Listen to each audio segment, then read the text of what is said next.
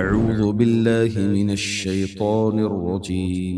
بسم الله الرحمن الرحيم. لقد كان لكم في رسول الله أسوة حسنة لمن كان يرجو الله واليوم الآخر وذكر الله كثيرا.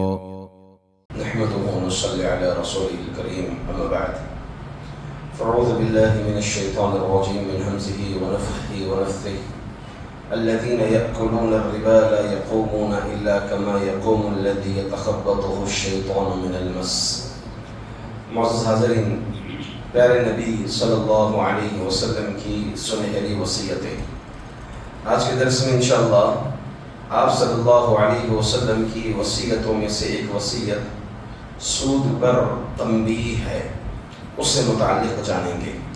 یقیناً یہ اللہ کے رسول صلی اللہ علیہ وسلم کی آخری وصیتوں میں سے ایک وصیت ہے، جس کی دلیل یہ ہے، امام مسلم رحمۃ اللہ علیہ نے حجۃ الوداع کے بیان میں حضرت جابر بن عبداللہ رضی اللہ عنہ سے ایک طویل حدیث نقل فرمائی ہے، اور اس میں ہے کہ آپ نے عرفے کے دن نمرہ کے مقام پر، یعنی مسجد نمرہ کے پاس، آپ صلی اللہ علیہ وسلم کے خطبے کا ذکر کیا، جس میں اللہ کے رسول صلی اللہ علیہ وسلم نے یہ بات فرمائی، اور زمانے جاہلیت کے سارے سودی مطالبات جو کسی کے ذمے باقی ہیں سب ختم اور میرے پاؤں تلے ہوں گے۔ یعنی جتنے بھی سودی معاملات زمانے جاہلیت میں لیے گئے ہیں یا دیے گئے ہیں، یہ مطالبات اب اس کے بعد کوئی بھی طلب نہیں کرے گا، سب کے سب ختم اور میرے پاؤں تلے ہوں گے۔ اور اس بات میں سب سے پہلے میں اپنے خاندان کے سودی مطالبات میں سے اپنے چچا عباس بن عبد المطلب رضی اللہ عنہ کے سودی مطالبات کے ختم اور سخت ہونے کا اعلان کرتا ہوں۔ یہ طویل حدیث ہے جس میں آپ صلی اللہ علیہ وسلم کا حجۃ الوداع کے موقع پر خطبہ مشہور اور معروف ہے، جس میں اللہ کے رسول صلی اللہ علیہ وسلم نے سود کو سرے سے ختم کر دیا تھا۔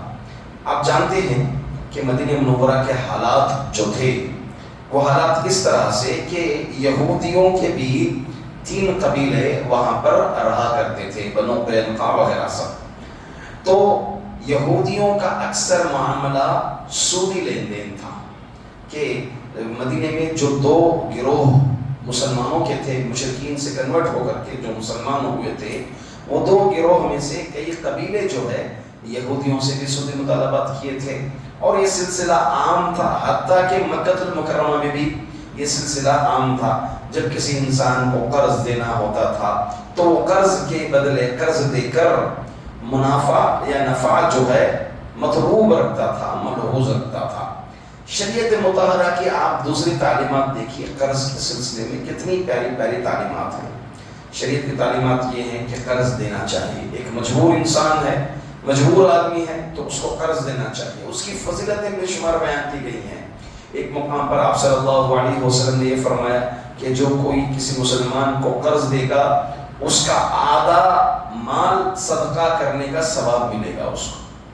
یعنی کوئی 1 لاکھ روپیہ قرض دیتا ہے کسی دوسرے مسلمان کو اس کی مجبوری دیکھ کر کے، تو بقیہ 50,000 مال جو ہے صدقہ کرنے کا اس کو ثواب ملے گا۔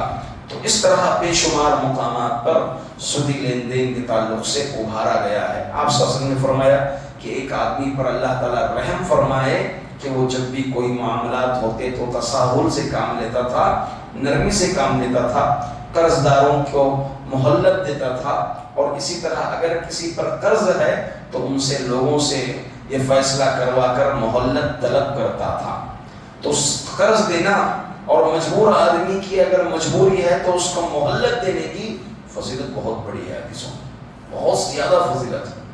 اسی لیے اگر سود عام ہوتے جائے گا تو یہ قرض نام کی چیزیں ختم ہوتی جائیں گی۔ دیکھیں آج معاشرے میں، ہمارے معاشرہ اگر دیکھا جائے، قرض کا نام و نشان دور دور تک نہیں ملتا۔ اس کے علاوہ آپ دیکھیں سود سے بھرا ہر گھر تقریباً ملے گا، تقریباً بول رہا ہوں، ہر گھر سود سے بھرا ملے گا۔ کیا ہے یہ مال کی لالچی کی ایک بڑی علامت ہے. مال کی لالچ ہونے میں ایک بڑی پہچان ہے. اگر یہ چیز عام ہوتی جائیں گی تو معاشرے کے اندر نرمی، محبت، رحم، یہ چیزیں ختم ہوتی جائیں گی. اس کے مقابلے میں بغض، عداوت، حسد، ایک دوسرے کے دشمن، قتل و غارت گری، یہ چیزیں عام ہوتی جائیں گی. آپ غور کریں، یہی معاملہ ہو رہا ہے معاشرے میں.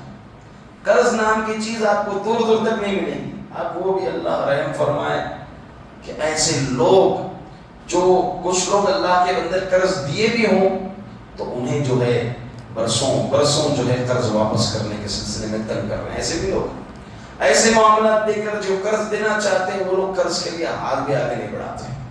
ایسا بھی معاملہ ہے. الغرض یہ چیزیں ایک طرف. دوسری طرف قرض اگر ہمارے پاس مال ہے، قرض دینے کی ہم استطاعت رکھتے ہیں، طاقت رکھتے ہیں، اور سامنے والے کو ہم پہچانتے ہیں، جانتے ہیں، اس کی مجبوری کو سمجھتے ہیں، اس کے ایمان سے، اس کے اخلاق سے واقف ہیں، تو ہمیں چاہیے کہ قرض دیں اسے. کیونکہ فضیلتیں بہت زیادہ حدیث میں وارد ہیں، جس میں سے ایک فضیلت کا میں نے اشارہ کیا ہے. دوسرے اس طرح کی روایتیں ہیں جس میں اللہ کے رسول صلی اللہ علیہ وسلم سب سے پہلے عباس بن عبد المطلب رضی اللہ عنہ سے مخاطب کیا. دیکھیں ایک بات یہ بھی معلوم ہوتی ہے کہ کوئی بھی برائی کا خاتمہ اپنے گھر سے کرنا چاہیے. اللہ کے رسول صلی اللہ علیہ وسلم نے لوگوں سے کہا کہ اب سودی معاملات ختم، اب اس کے بعد جتنے بھی سودی معاملات ہیں سب میرے پاؤں تلے ہوں گے. عباس بن عبد المطلب کا سودی معاملہ ختم ہونے کا میں اعلان کرتا ہوں. مطلب کیا ہے؟ خاتمہ کہاں سے کر رہے ہیں؟ عباس آپ کے چچا ہیں، اپنے خاندان سے، اپنے گھر سے آپ صلی اللہ علیہ وسلم برائی کا خاتمہ کر رہے ہیں. تو اس طرح سے ایک مسلمان کو چاہیے، ایک داعی کو چاہیے کہ اگر کسی برائی کا خاتمہ کر رہے ہیں تو اب وہ اپنے گھر سے، اپنے خاندان سے اس معاملے کو، اس برائی کو ختم کرنا چاہیے. ظاہر سی بات ہے، سود کس کو کہتے ہیں؟ سود دو طرح سے ہے شریعت میں. سود کی دو تعریفیں ہیں، دو قسم کا سود ہے. ایک سود یہ ہے، اس کو اکثر لوگ نہیں پہچانتے ہیں، اکثر لوگ نہیں جانتے ہیں. یہ کیا سود ہے کہ اللہ کے رسول صلی اللہ علیہ وسلم نے 6 چیزوں کا نام لیا ہے. الذهب بالذهب والفضة بالفضة، کہ سونے کے بدلے سونا، چاندی کے بدلے چاندی، کھجور کے بدلے کھجور. 6 چیزوں کا ذکر اللہ کے رسول صلی اللہ علیہ وسلم نے کہا کہ یدم بیدن سواء بسواء، یہ ہاتھ دینا ہے، یہ ہاتھ لینا ہے، اور وزن دونوں کا برابر رہنا. کیا ایگزامپل میں چھوٹی مثال دوں. کسی کے پاس 18 کیرٹ کا سونا ہے، سمجھتے ہیں 18 کیرٹ کا سونا ہے، سامنے والے کے پاس 22 کیرٹ کا سونا ہے. اب وہ صرف سونے کے بدلے سونا لینا چاہتا ہے تو برابر دینا ہوگا، برابر لینا ہوگا. یہ بھی 5 گرام دے گا تو 5 گرام یہ بھی واپس دے گا. جائز نہیں ہے. یہ میرا 22 کیرٹ کا ہے، آپ مجھے جو ہے 20 گرام کے بجائے 21 گرام دیجئے، میں آپ کو 20 گرام دوں گا. نہیں، جائز نہیں ہے، یہ سود ہو جائے. ہاں البتہ آپ اگر بدل کرنا ہے تو قیمتیں نکال کر، قیمت دے کر تجھے جو لینا ہے وہ لے. جیسے سونار کے دکانوں میں ہوتا ہے، آپ جاتے ہیں، خریدتے ہیں، آپ کا پرانا سونا جو ہے بیچتے ہیں، اس کی قیمت لگا دیتا ہے کہ آپ کیا پیسہ ہمارے پاس ہے، پیسہ چاہے تو لے لیں، یا پھر کوئی چیز خریدنا چاہتے ہیں تو خریدیں، آپ کا پیسہ ہمارے پاس 2.5 لاکھ روپے 2 لاکھ روپے. تو یہ چیز جو ہے صورت جائے. اسی طرح سونار کے دکانوں میں کئی آفرز لگے ہوتے ہیں. ہاں کئی جو ہے آفرز لگے ہوتے ہیں. وہ آفرز یعنی یہ کہہ لیں کہ آپ 6 مہینے تک 10-10 ہزار روپے بنتے جائیے، 6 مہینے کے بعد آپ کو اتنا گرام سونا ملے گا. سونا آپ خرید سکتے ہیں اتنے گرام کا، یا پھر انہیں 50,000 روپے کا، 60,000 روپے کا جو جمع آپ کے پاس ہوتا ہے اس میں میکنگ چارج نہیں لیا جائے گا. یہ سب جتنے بھی وہاں پر وہ آفر، یا یہ کہہ لیں کیا کہیں گے اس کو جی، انسٹالمنٹ، جتنے بھی وہ انسٹالمنٹ کی صورتیں ہیں سب سود کی شکلیں ہیں، تقریباً پورے سود کی شکلیں ہیں، صاف سود ہوگی. تو یہ ہو گئی ایک سود کی قسم. دوسری قسم ہے جسے ہم ربا نصیحہ کہتے ہیں. یعنی ایک آدمی آپ کے پاس ایک رقم لیتا ہے 1 لاکھ روپیہ. 1 لاکھ روپیہ اگر 10-10 ہزار روپیہ بنا جائے تو 10 مہینے لگتے ہیں، مگر آپ وہی 10-10 ہزار روپیہ 12 مہینے اس سے وصول کرتے ہیں. یہ کیا ہے؟ ربا نسیعہ، صاف سود ہے۔ کوئی بھی چیز آپ بطور قرض اس کو دے رہے ہیں، ہاں اس سے مہلت در مہلت لے رہے ہیں، واپس دے رہے ہیں، اگر 1 روپیہ بھی زائد لیتے ہیں تو یہ سود ہے۔ اس کی مختصر تعریف یہ ہے، کل قرض جر نفع فہو ربا، ہر وہ قرض جو نفع کا فائدہ دیتا ہے وہ سود ہے۔ پیسہ پیسہ ہے، آپ کو 5 سال پہلے دیا ہو یا 10 سال پہلے دیا ہو، قرض جب آپ واپس لیں گے تو آپ اتنا ہی لیں گے، پیسہ اتنا ہی قرض اس کے پاس سے واپس لیں گے۔ آپ یہ کہیں گے کہ مجھے اتنے دن ستایا، اتنے دن تکلیف دیا، مجھے کچھ زیادہ پیسہ دے دے، ہرگز قطعاً جائز نہیں ہے۔ بزنس میں بھی پیسہ لگاتے ہیں، فکس اماؤنٹ آپ منافع لیتے ہیں، جائز نہیں ہے۔ جیسے کمپنی آئی تھی 1 لاکھ روپیہ دیں گے تو ہر ماہ 5,000 روپیہ ملے گا، ہر ماہ 3,000 روپیہ ملے گا، ہر ماہ 4,000 روپیہ ملے گا، فکس۔ جس طرح سے تجارتیں بھی، بزنس بھی جو ہے قطعاً جائز میں سود ہے، کیونکہ تجارت نام ہے نفع اور نقصان کا۔ الغرض سود کا حکم کیا ہے؟ اگر آپ قرآن کریم کا مطالعہ کریں گے، شرک کے بعد سب سے زیادہ وعیدیں خطرناکی سود کے سلسلے میں آئی ہے، سود کے سلسلے میں سب سے زیادہ خطرناک آئی ہے۔ بلکہ سود کو اللہ تعالیٰ ہر زمانے میں، ہر مذہب میں حرام کیا ہے۔ اللہ تعالیٰ قرآن نے فرمایا فَبِظُلْمٍ مِّنَ الَّذِينَ هَادُوا حَرَّمْنَا عَلَيْهِمْ طَيِّبَاتٍ أُحِلَّتْ لَهُمْ وَبِصَدِّهِمْ عَنْ سَبِيلِ اللَّهِ كَثِيرًا وَأَخْذِهِمُ الرِّبَا، یعنی سود کا یہودیوں میں لینا ہم نے ان کے لیے حرام کر دیا تھا۔ اللہ نے ان پر بھی، یہودیوں پر بھی حرام کیا تھا، مگر یہودیوں میں یہ چیزیں عام ہوتی گئیں۔ اب اس کے علاوہ زمانے جاہلیت میں بھی کچھ قوانین ایسے تھے جو سود کے سلسلے میں سخت قوانین تھے، جیسے جرمن وغیرہ، مصر میں فرعون کے معاملات میں، فرعون کی جو خاندانی حکومت کی ہیں، 622 عیسوی کی بات بول رہا ہوں میں آپ کو، زمانے جاہلیت کی بات، آپ صلی اللہ علیہ وسلم سے پہلے کی بات، ان سب زمانوں میں جو ہے سود کو باقاعدہ طور پر حرام کیا گیا تھا۔